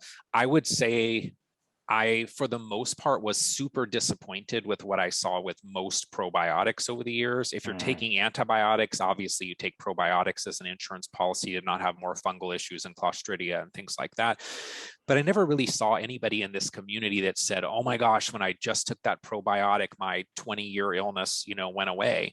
And so I think things have shifted now in the realm of Kieran Christian's work with Microbiome Labs and Megaspore Biotic. I really like that product. I take it myself. I like a lot of their products, but that's one that is providing the keystone strains that can then increase microbial diversity and seems to be well tolerated in people with mast cell activation and SIBO, where probiotics oftentimes will cause those conditions to flare. So I think that's a helpful tool. And then BPC 157 can be great when we're talking about the gut for supporting leaky gut. I like the ion products from Dr. Zach Bush as well. Used to be called Restore. They've rebranded them a couple times, but lots of things in that realm. So we really want to just think about hydration, nutrition, dealing with leaky gut, trying to optimize the gut as much as possible so that it can do all of the other things that it does for us, like manage the immune system and create neurotransmitters and all of those key things. Yeah, awesome. I couldn't agree with you more. I have definitely worked on my water. So at the house here, I have one of Dr. McCullough's whole house units, and then Gary Greenfield, who's the father of Ben Greenfield, the famous biohacker. I've got his water restructuring unit on the whole house, and then under our kitchen sink, I've got a unit called the called the Aqualive. And I'm looking at upgrading the whole house water system to. You may actually have better toys than I do. Thanks. That's quite a compliment coming from you. My wife has been very patient with me. She's like, "What are you buying this week?" So it's made a tremendous difference. And I recently tested my water, and I was in the 93rd percentile, and I know the Mercola unit is spent. So even with just the Greenfield unit in there, I was still doing, really well. And with the Aqualive under the counter. Yeah. So that's been some of the things I found helpful on the hydration front. And then what else was I going to share with you on this topic? It seems to have escaped me what else I wanted to share. Oh, maybe it'll come back to me. All right, so we'll move on to step 9. So this is the step everybody wants to jump to. Step 8. Sorry, 8. Sorry. It's late here, Scott. I'm fading. No worries. I just finished today editing a podcast I did yesterday, and oh my gosh, it took so much editing. I was like, gosh, there's like 100 edits in this thing. It was hurting my brain. Yeah. Yeah. Oh, I wanted to comment on the microbiome, right? So I have tried 1,000 different, like yourself, 1,000 different probiotics, and thumbs up to the Microbiome Labs. I do like their stuff. I just a shout out again to Stephen Wright over at Healthy Gut. Like, I just cannot believe how much those products have changed my. They're good. Oh, and right now I use the Tributyrin X myself every day. I think it's much more exciting than some of the other mineral complex butyrates that were what people were using before, and most people still using now. Yeah. I've tried probutyrate from Tesseract. Yeah. It helped. It absolutely helped. But this is completely next level. So that's all I'm going to say. I'll put that in the show notes. So, all right. So step 8. So, we're talking now about supporting the mitochondrial, the adrenals, coagulation, KPU. Tell us a little bit more about why this step and why these are important. Yeah, so I think the mitochondrial piece is probably an area that I really have started thinking about and focusing more on over the past few years. In large part, I would say from the work of Dr. Todd Watts. I mean, he talks about this a lot. And so, the adrenals we know a lot about. Yes, I think the adrenals oftentimes benefit from some adaptogens, holy basil, other things. They certainly are an issue in people that have years of chronic illness. But the mitochondrial piece, I think, is exciting. I think we're getting more tools in this realm. So we need energy to detoxify and to function and to repair and to heal. And, beyond things like CoQ10, I'm thinking about a lot of the applications of some of the NAD precursors now, NADH, NMN, some of those things that I think are kind of exciting. The challenge with the mitochondrial piece is if you look at the cell danger response work with Dr. Bob Naviau, he talks about how extracellular ATP is actually used as the danger signal. So if you still have the threat, the mold, the Lyme, whatever that issue is, that led to your body going into this protective hypometabolic state that you've taken down the hurricane shades and the storm is coming, but you get stuck there and you never open them again. You never look outside. You never notice that the storm has passed. And so sometimes I think if you're doing mitochondrial support at the wrong time or you're being too aggressive, you then kind of have this issue you have to think about, that if you're in the cell danger response, it's possible that could backfire. But there are things here like loving energy from BioRay is great. Holy basil can be great. So that's kind of and those really are more in the adrenal realm than mitochondria, but there are a lot of good tools in the mitochondrial realm. Quicksilver Scientific, Microbe Formulas, Cellcore, I mean, they're all kind of focusing a lot in that realm now and coming up with new tools. And then cryptopyruria. This is a condition that I heard about from Dr. Klinghardt probably around 2006 to 8, something like that. He and I have actually written 2 articles on it. It's essentially a condition where you pee out your zinc, B vitamins, and other cofactors. And so he likes to say that it's like having an army with no bullets if you don't have the zinc to support the immune system. And so it is something where, fortunately, he's formulated a couple of products over the years, BioPure Core and Core S, that make it pretty easy. Those are tools that I still use. But if you have KPU, you really want to look at that and support these deficiencies. And then the whole hypercoagulation realm. And years ago, this was an area that David Berg would present at conferences and talk about. I would say now one of the biggest voices in this realm, at least in my circle, is Dr. Ann Corson. She and I had a podcast on this a year or so ago. And so what we're thinking about here is that because of mold, because of heavy metals, because of babesia, that the blood becomes hyperviscous, it becomes too thick. And so then nutrient delivery, oxygen delivery, waste removal, all of those things are significantly impaired. And you then need things like Baluch or lumbrokinase or nattokinase or serrapeptase or pharmaceutical heparin or pharmaceutical Lovenox in some cases. And so a lot of things go much more smoothly when the blood is not hypercoagulated. And so that's an area that I really do urge people to talk with their practitioners about. If it's not an area that they understand, they can reach out to the podcast that I did with Dr. Ann Corson. And I'm sure I know she's lectured on it at several medical conferences and things as well. But that's a piece that for me was very big and is something that I still, fairly commonly will test to see where's my thrombin, antithrombin complexes and prothrombin 1 and 2 and all of these kinds of things, just to make sure that there isn't something going on where I'm getting more hypercoagulated. And we know right now, this hypercoagulation area in the virus that's been affecting people for the last 18 months as part of the pandemic, that this whole coagulation issue is a very significant reason why people have bad outcomes. Well, thanks for educating on the coagulation. That's not a topic I'm familiar with. Hadn't heard of it. I don't know that I've personally struggled with it, but Thanks so much for Sure, educating on sure. it. Yeah. And on the mitochondria piece, this is something that I've felt strongly about for a while. But recently, I'm much further along in my journey, so it's probably okay for me to really support. But I take a lot of the Cellcore Yeah. Mito ATP every day, the Plus, hydroxygen. you have one of the best mitochondrial tools hanging on the wall behind you there Yeah, with the juice. Yeah, so photobiomodulation, red light, those kinds of things can be super helpful in this realm as well. yeah, yeah. It's getting to that time of year now where it's starting to be cool here. So during the summer I don't use it as much, but definitely gonna get it turned back up Nice, here. Yeah. nice. Okay, so step 9, and we've got 10 and 11 to go, and then we'll wrap.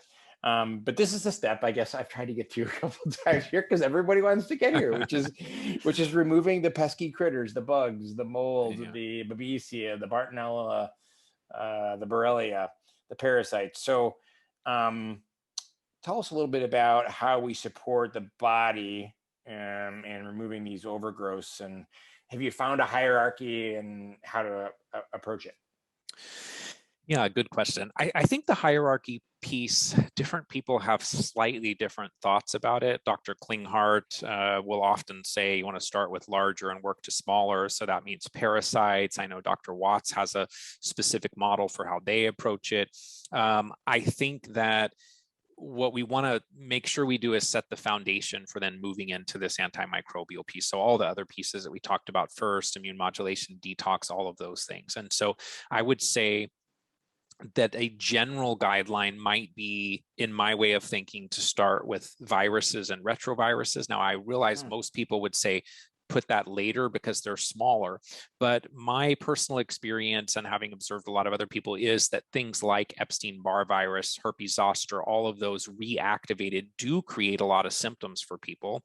And there are also interventions that are generally fairly well tolerated. So I like to bring those in early and keep them on board for a long period of time. Then we get into parasites, gut, SIBO, then thinking about fungus and mold and yeast, and then Lyme and co-infections, maybe then getting into looking at biofilms if necessary. I don't think that's necessary all the time, but there is a subset of people that will need to explore the biofilm piece as well. So starting with the viruses, if we're thinking about Epstein-Barr, HHV6, herpes zoster, and the endogenous retroviruses that I first really learned about from the work of Dr. Klinghardt as well, they are made worse by EMFs in our environment. And once these viruses reactivate, I do think we need support throughout the majority of our recovery. So lots of good tools. BioPure, again, that creates products based on a lot of Dr. Klinghardt's teaching. So they have one called NV or EN-V. Cystis T, also from BioPure, can be a great tool. I like the IMNV 2 and 3 formulas from Beyond Balance. Microbe Formula is the foundation product, or what they call Virad Chem in the Cellcore line. I think that's a great tool here as well. Sometimes things like sulforaphane or pantethine or selenium or lysine, and then some of the homeopathics like we talked about in the drainage conversation. Energetics and other companies have homeopathic nosodes or homeopathic combinations that support the body in dealing with viruses. So like Virucord from Energetics, for example, can be really helpful. Then we think about parasites, gut dysbioses, SIBO, those types of things. I think, parasites are so incredibly common. Testing for them is terrible. It's really hard to get positive parasite tests. So I think here we combine energetic evaluations like Dr. Klinghardt's autonomic response testing, or Zyto, or Quest 4, or Dr. Simon Yu's work with acupuncture meridian assessment, which is also an electrodermal screening tool. I do like the para wellness research testing with Dr. Raphael D'Angelo. He looks at himself under a microscope, stool and urine samples, and finds very high percentages of samples with some type of parasite. That's a tool that I've used and found very helpful. And then there's other things out there like the GI map. There's a newer test, not specific for parasites, but there's a newer in the biome realm. There's the biome effects test, which was recently introduced by Kiran Krishnan, which I just had done. And I'm like figuring out now how to adapt things based on those results. So that's interesting.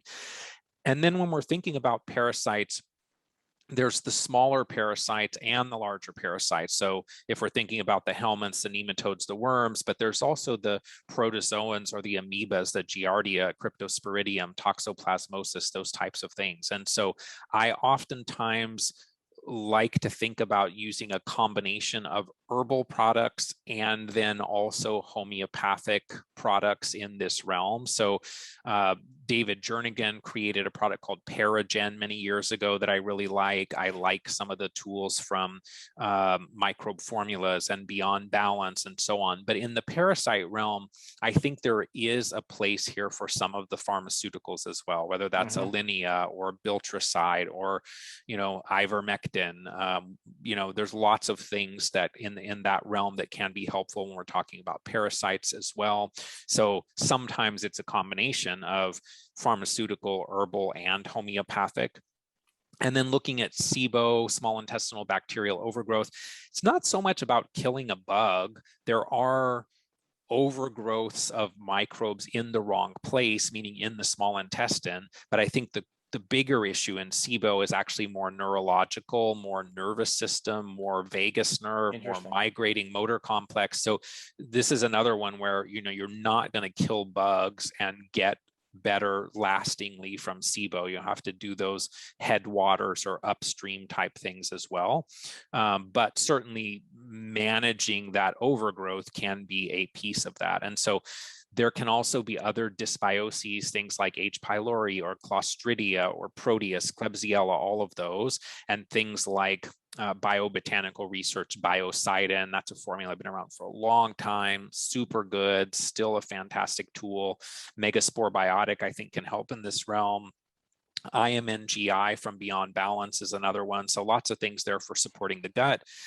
And then we think about the fungus, the yeast, the molds. And so the mold being potential colonization from the environmental exposures where the fungus and yeast maybe are things like candida, for example.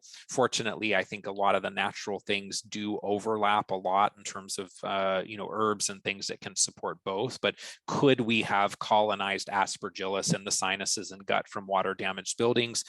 Many people think that is the case. I do think that that appears to happen as well.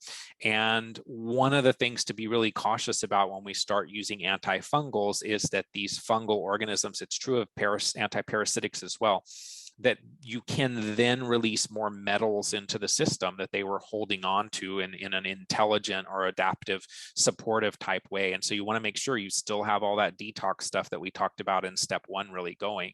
And so I like in the antifungal realm, I like Mega Mycobalance from Kiran Krishnan, the microbiome labs.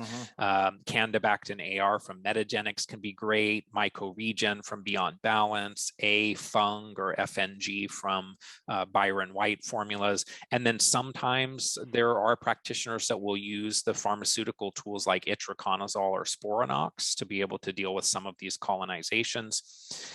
And then now we start talking about Lyme and co-infections. So Borrelia, which is the spirochete that is the primary microbe in Lyme, co-infections like Babesia, which is actually a parasite, Bartonella, Mycoplasma, Chlamydia that are more bacterial.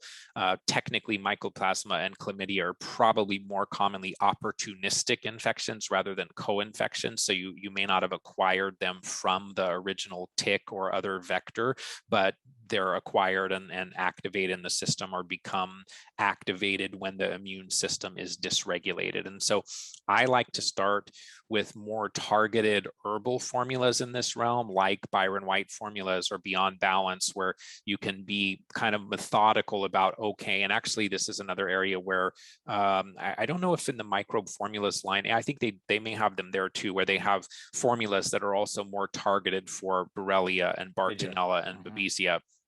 And so you can kind of then be a little more intelligent about doing what I call unlayering things so that you're not overloading the body, and using herbal tools and homeopathic tools in that realm. And then later, I think you can move to broader spectrum tools, start thinking about biofilms, for example.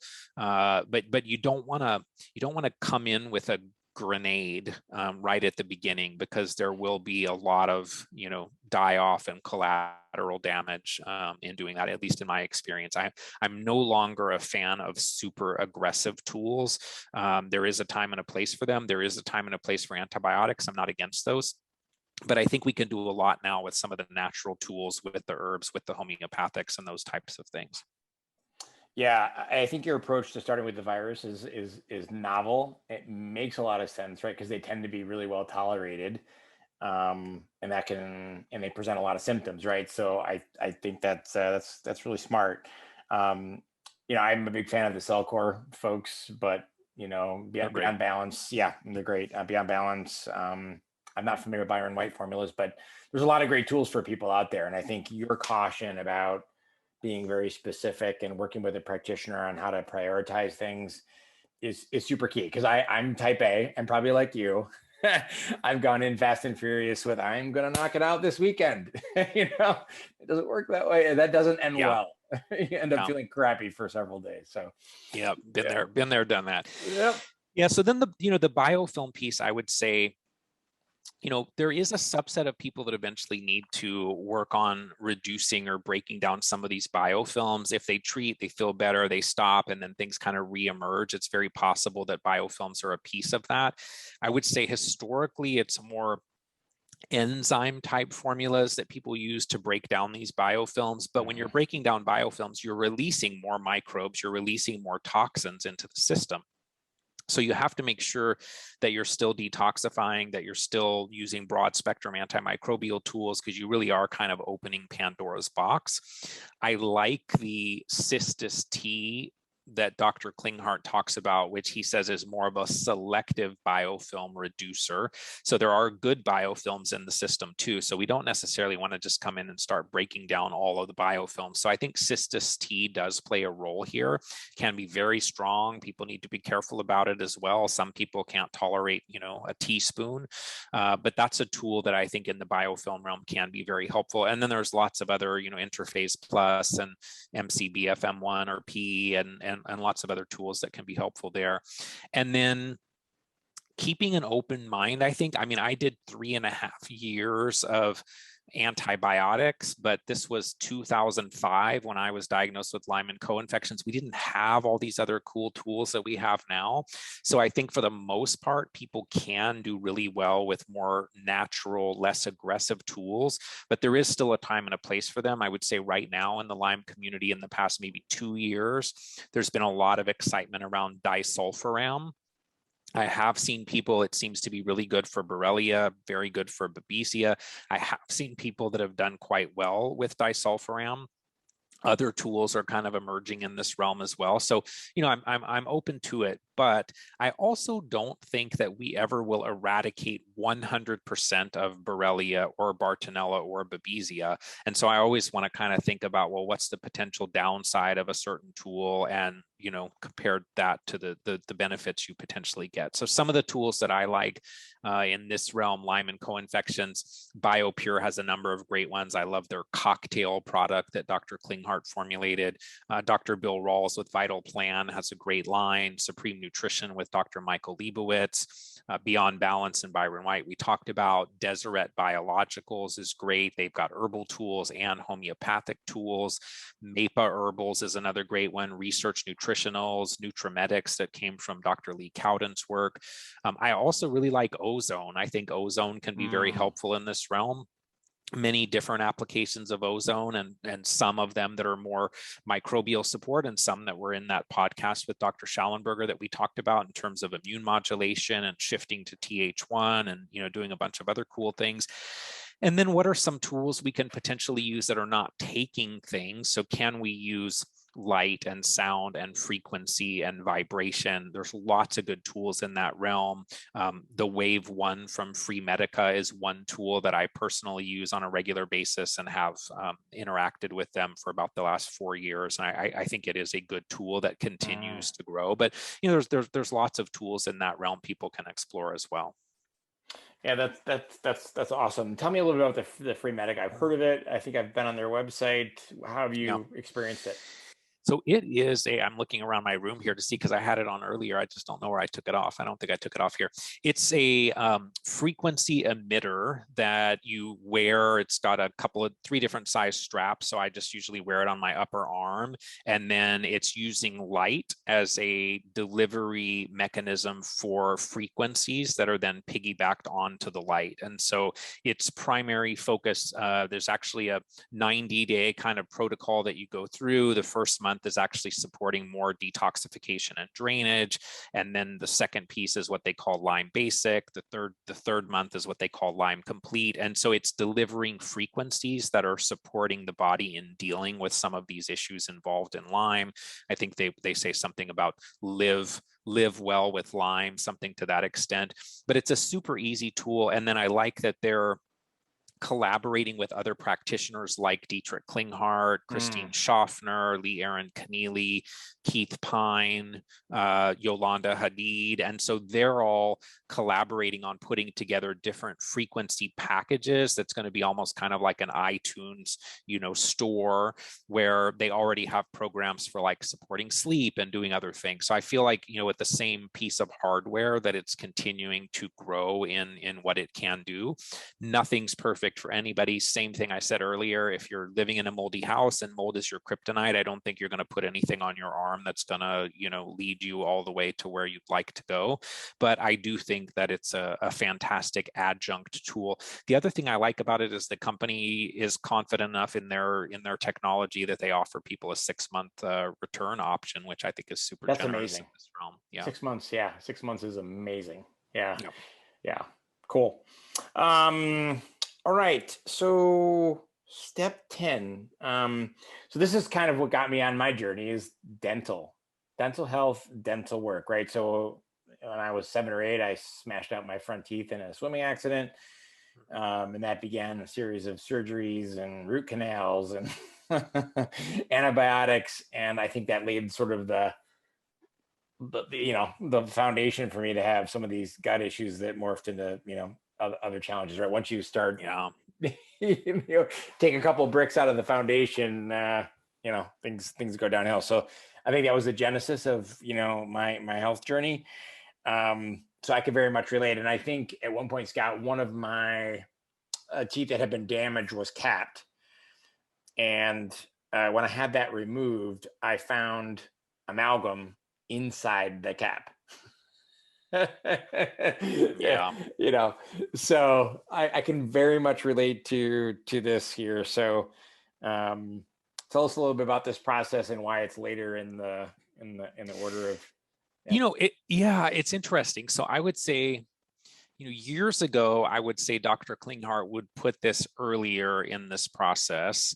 I think my observation has been that there are some things that you want to do first to minimize complications from these procedures, to optimize the benefits over time. So Dr. Simon Yu, generally speaking, he's been another one of my mentors. He would say, you want to address the parasites before you start jumping into the dental work, have the body be a little more stable. Dr. Klinghardt now would say that you want to address the silencing of the activated endogenous retroviruses, that they play a very significant role in a lot of these dental issues, particularly cavitations, jawbone infections, those types of things.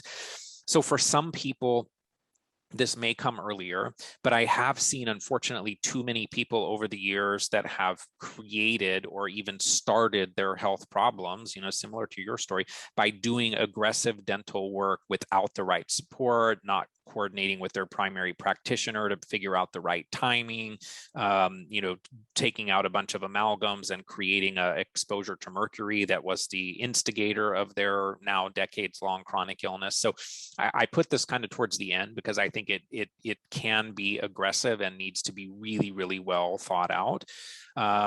Dr. Simon Yu, I would say, is probably one of the best in exploring this in a way that's not conventional. So using his acupuncture meridian assessment tool as electrodermal screening.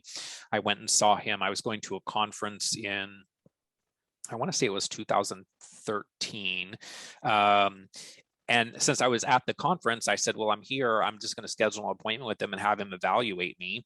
I remembered reading a book called Tick Slayer, I believe was the book. It was Perry Fields, who now is not as well known in the Lyme community, though has done some other great things and has a health product, Frau Faller, I believe, where they do all kinds of dental products and whatnot, speaking of teeth. And in her book, she talked about her cavitation experience where they went in and, cut her open and had all this black motor oil looking stuff that was coming out. And I at the time, I just thought, oh, thank God. I think actually at the time reading the book while I was doing a coffee enema to support step one, if you want to know the truth. And I said, oh, thank God I never had to deal with that. So I go see Simon Yu and he says, oh, you have a dental problem. And I was like, oh my gosh, really? And so I knew which tooth, when my lower right wisdom tooth was extracted in high school, I got a dry socket. It had to be repacked, take antibiotics, all that stuff. And so I just didn't give him any clue, no information. And I said, oh, okay, so which areas, need work? And he said, oh, definitely the lower right. And I also think the upper right. So he sent me to an oral surgeon. The oral surgeon did an evaluation. He said, I see nothing wrong with your teeth. Like, it looks amazing. Like, you've done good work. And he said, but I also know that Dr. Yu is really, really good at what he does. And if he says there's a problem there, that's enough for me to explore it. So go to lunch and then let me know if you want me to cut you open after lunch, right? And so, once he got in there, there was, orange stuff dripping out and, they were able to confirm osteonecrotic bone and whatnot. So I think the amalgams are a piece of the puzzle here that are creating toxicity. I think root canals, because they are affecting the meridian systems and thus organs in the body, and that can actually be bidirectional, where the root canal affects the organ, or an organ can affect a tooth, or a meridian can affect a tooth. But there is more systemic connection between our mouth and the rest of our body. And then these cavitations, which is what we were just talking about, where you most of the time had a prior extraction, like a wisdom tooth, they can actually occur in places where you didn't have an extraction. But essentially, it's just kind of this brewing area of infection that also create mercaptans and thioethers and carcinogens and things of that nature. So when there's a cavitation, I think ideally you get it addressed. And my question for a long time has been, was having that issue when I had my wisdom teeth taken out in high school, and then having that low level infection that no one even looked at, was that another factor that set the stage for me to get a tick bite and my life to fall apart, when maybe somebody else is still out playing soccer and they are loaded with tick bites and infections and things of that nature.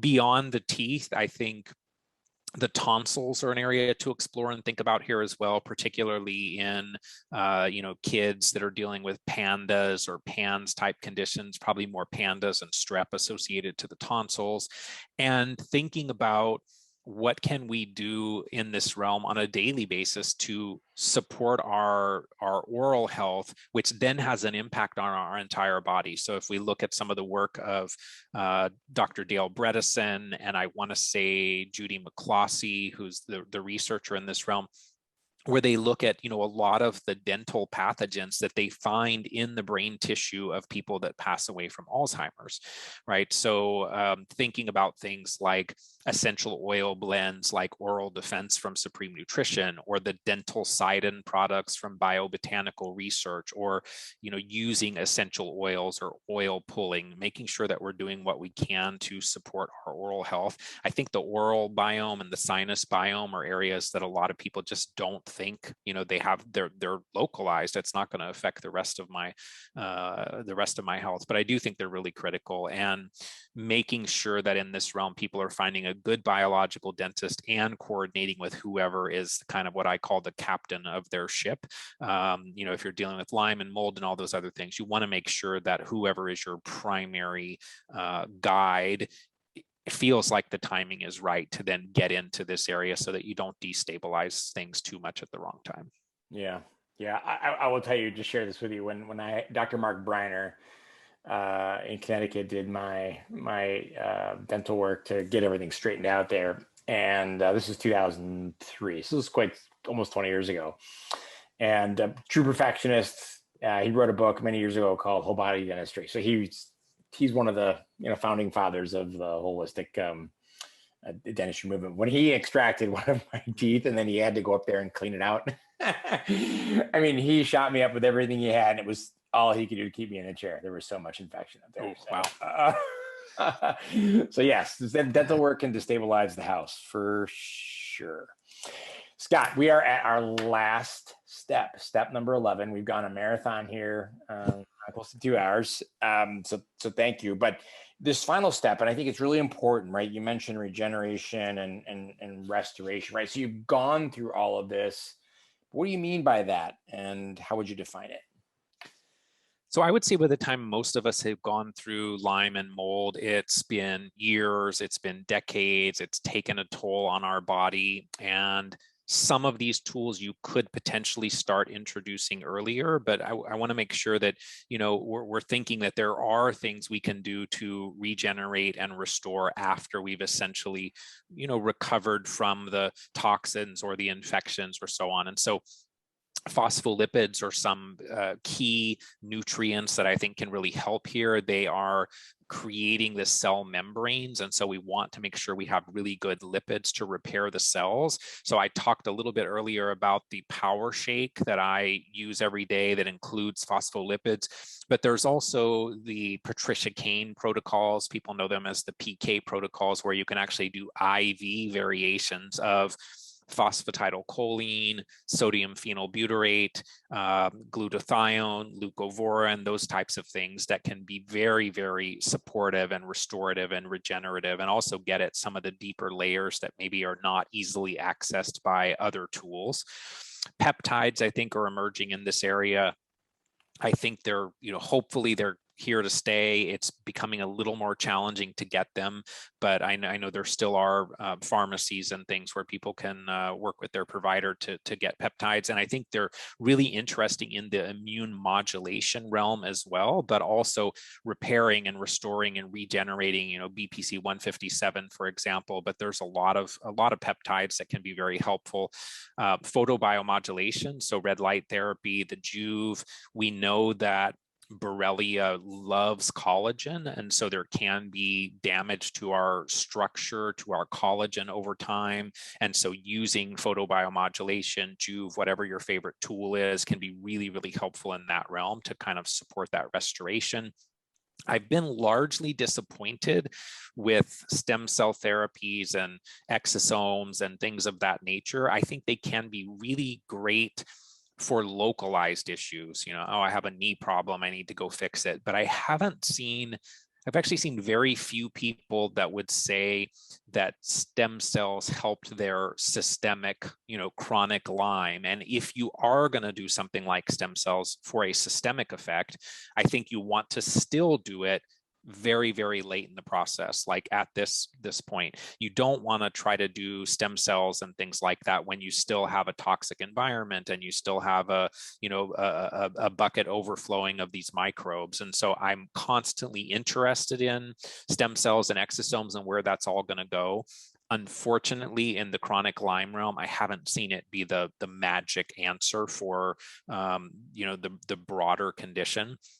And then probably The tool that I've implemented in this realm, it's probably been about 6 months now, is exercise with oxygen therapy. So using live O2 is the system that I use and really like. And so in that adaptive contrast system, you're exercising, and whatever form of exercise you want. I happen to use a Bowflex M7 interval trainer, and you're moving back and forth between like 85% oxygen, which is super high given that room oxygen usually is in the low 20s, and then lower, like 14% oxygen. You're measuring with the pulse oximeter where your oxygen levels are, and you're going back and forth between the two. And I feel like that can be tremendous, not only for supporting detoxification, but supporting circulation, getting more oxygen into the system. And so that's probably been my biggest tool in the last year that I feel like has really been very, very helpful. And I'm super excited. I feel like it's, you've probably done this too, where you probably have a closet somewhere or a space in your garage where a lot of your tools go that never quite panned out. And fortunately, the Live O2, even in just 6 months, is one of those few tools that I kind of go, you know what, I can still see myself doing this in 10 years. So I've been super excited about that one. Yeah, that's great. A friend of mine, Tim Hipp, who was on an earlier podcast, owns a recovery studio out in Haymarket, Virginia, and so it's a bit of a hike for me to get there from where I live. But he's got a Live O2 and cryotherapy, but yeah, Live O2 is, I've done it. It's great. Nice. Yeah. Yeah, I've seen a couple of people that have these. It's not the stand-up cryotherapy, but now have more like the cold thermogenesis tubs that are like, they're not cheap. They're $5,000, $6,000, $8,000 or something like that. But that's kind of one of the things I'd be like, gosh, in a perfect world, that would be really nice to have that thing already set up and you just go in there for a few minutes. Because I think cold thermogenesis is actually another area that I've not personally done a lot with, but I do feel like can be tremendously helpful. And so that's an area that I still need to explore in more detail. But some of the tools and tubs and things now that are kind of targeted at that, I go, gosh, that makes it look like it would be pretty easy if you're willing to invest the money into it. Yeah, Luke Story had a podcast or YouTube 2 or 3 years ago about how to build a cold, water chest or tub, if you will, out of a freezer. Huh? Yeah, so that's probably $1,500. The Moscow Forge and some of those other ones are they're pretty pricey. So, but yeah, I agree. And honestly, I would say, for people listening, these conditions obviously can become expensive, but I want to make sure that, there are tools. Many of the best tools are not the expensive tools. So for people that are listening that maybe feel like it's not quite so hopeful because you're not going to be able to access some of these tools, many of the things that I put a lot of money into were the ones that ended up not helping at all. And I think there are lots of things that we can do that cost very little or don't cost anything at all. Yeah, I agree with you. You don't need all the fancy biohacker tools to make progress. Looking back, I mean, they've been helpful, but some of the simplest things I have found are the ones that there's a saying that you say, everything works when it's indicated. And a doctor, I forget his name, Dr. DeCenso. And was the guy that said that. And I think it's very true. Like when you really can find alignment between what your body needs and a supplement, it can be, a game changer, or the DNRS, or, whatever. But it's the process of finding those things that can be quite a challenge. But the gadgets are very alluring, right? They're very, and I got a lot of them. And Yep, I hear you. No, I totally agree. I mean, I've said it's the right person, the right treatment, and the right time. Yeah. And sometimes I've had things that I tried and it was just absolutely not the thing. And then years later came back to it and was like, oh my gosh, like this is amazing. But it just wasn't the thing at that point on the journey. Yeah. So Scott, let's wrap this up. I mean, this can be overwhelming for people, especially for someone who's had these conditions for a long time and didn't know what it was, and they've been through conventional medicine. And so they finally find your podcast or my podcast or Dr. Neil Nathan or Klinghardt. How do you find a good practitioner that can be your champion and advocate and kind of your conductor? Yeah, that's a good question. So I would say there's a few organizations now that I think have physician lookups or referrals that can be quite helpful, or even just some of them have lists online. So the ICI organization that I mentioned, International Society for Environmentally Acquired Illness, ISEAI.org, they have a great list. Most of the people that are attracted to that organization are Lyme and mold literate, so they're pretty broad in this realm. For Lyme and co-infections, ilads.org, the International Lyme and Associated Diseases Society, is great. Dr. Neil Nathan has a link to medical practitioners that kind of approach things the way that he mentors. And so that's on his website, neilnathanmd.com. So I think there are more and more practitioners that are, really getting into this realm of biotoxin illness and doing great work. And those are a few of the websites that I would refer people to explore them. And then, looking back at, your podcast and my podcast, seeing who are some of the guests that we were drawn to bring onto the show. And if those people resonate with them, sometimes that's a good way to get to know them as well. Awesome. And Scott, where can people find you? So my website is betterhealthguy.com. My podcast is on all of the common places. You can find it betterhealthguy.com, but also on Apple Podcasts, Google Podcasts, and all of those places. So the links to those other listening platforms are on my website. I also am on the board of directors of the Limelight Foundation, which is an organization that provides treatment grants to children and young adults 25 and under.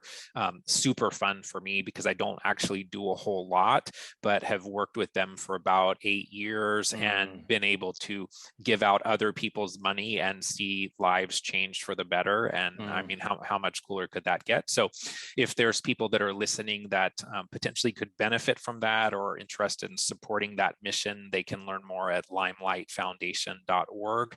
And then the last thing I would say is just, don't give up. I know these conditions are super challenging. I would say I think now there's more reason than ever to be hopeful. I think we're getting a lot of people interested in research, coming up with new ideas, new tools, new solutions. I mean, the pace at which things are changing in the Lyme and mold arena, to me, seems like it's the fastest, most exciting time in the 24 plus years that I've been kind of following this realm. And so there's lots of hope. And I just think that's something for people to hold on to. Awesome. Well, Scott, thanks so much for giving us a generous amount of your time today, to sharing your journey and your 11 steps. And I would also echo, don't give up, hang in there, persist, find people that can support you, and, ask for practitioners that can really be a guide, a champion, and your conductor, right? And ask good questions. I've got an article on my website I can link to about how to find a good practitioner. I can also put that in the show notes. So excellent. Yeah, Scott, thanks a lot. Really appreciate you. Thank you so much. Hey folks, I just wanted to draw your attention to 3 things that I use and do every day without fail. The first is Nucom. Do you want to reduce stress, increase your capacity for what life throws at you, and improve sleep? Without fail, 2 times every day, I use Nucom to reset my nervous system, optimize sleep, and catch a second wind so I can fully show up in work and life. So you can learn more at nucom.com and use ES10OFF for 10% off a subscription. Again, that's ES10OFF for 10% off. Secondly, I use Healthy Gut and their digestive enzymes, pure butyrate, and HCl guard every day with each of my meals. And they've been the best digestive enzymes, butyrate, and HCl products that I have used, hands down. I only recommend things that I use on a daily basis. So you can visit healthygut.com and use the discount code THRIVE for 50% off your first order. Lastly, are you looking to improve your energy and protect against EMF? What if you had a tuning fork of sorts for your home and your body that enhanced your energy, raised your vibration, and helped mitigate the effects of EMF and other environmental stressors? Well, my good friends over at Leela Q have created an amazing line of personal wearables and home units that will strengthen and enhance your life force to amazing new levels. I find I continue to need less supplements and other external support as I raise my own energy and mitigate the effects of environmental stressors like EMF. So there's a hyperlink in the show notes today that you can use for 15% off.